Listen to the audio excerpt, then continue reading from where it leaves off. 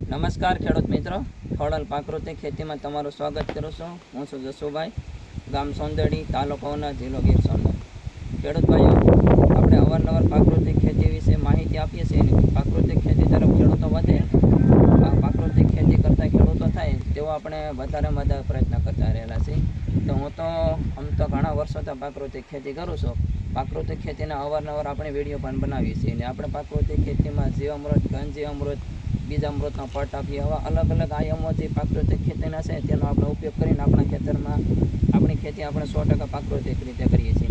પણ અન્ય ખેડૂતો પણ પ્રાકૃતિક ખેતી તરફ વળે, પ્રાકૃતિક ખેતી કરતા થાય તેવો આપણે વધારે પ્રયત્ન કરીએ છીએ. અને તે ખેડૂતોને અવારનવાર હું મળું છું, તો તે મળવાને લીધે ખેડૂતોને પણ એમ કહેવું છે કે મારે જીવામૃત, ઘનજીવામૃત વાપરવું છે.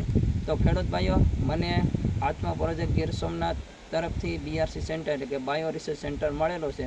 તો આ બાયો રિસર્ચ સેન્ટરના માધ્યમથી હું મારા ખેતરમાં તો ખૂબ આ BRC સેન્ટર ઉપયોગમાં આવ્યું છે અને હું ઘનજીવામૃત, જીવામૃત બનાવીને ઉપયોગ કરું છું.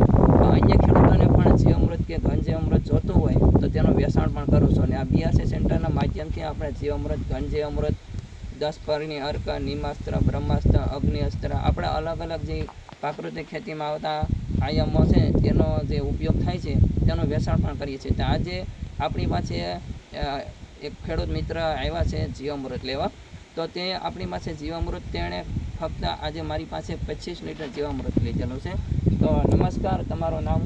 મારું નામ છે કાનજીભાઈ. બરાબર કાનજીભાઈ, તમે મારી પાસે જીવામૃત લેવા આવ્યા છો, તો તમારું ગામનું નામ જણાવો અને તમે જીવામૃત શેમાં ઉપયોગ કરવાના છે તે ખેડૂતભાઈને જણાવો. મારું ગામ સારસ્વત, તાલુકો વેરાવળ, જિલ્લો ગીર સોમનાથ. મારે શાકભાજી વાવ્યા એના માટે ઉપયોગ કરવા માટે બરાબર હું છે. લઈ જાઉં છું. બરાબર.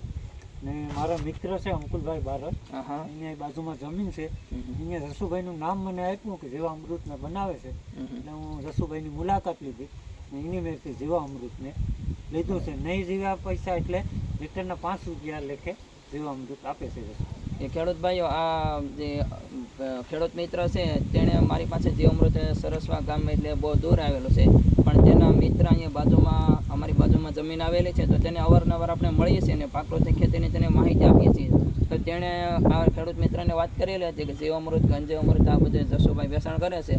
તો આ ભાઈ 25 લીટર જીવામૃત આપણી પાસે લેવા આવ્યા છે. તો આ 25 લીટર જીવામૃત તમે શાકભાજીમાં ઉપયોગ કરજો ને તમને કેવું રિઝલ્ટ મળ્યું છે, આ જીવામૃત થકી કેવો ગ્રોથ થયો છે, આ પણ અમને ફોન ઉપર તમે જણાવીજો.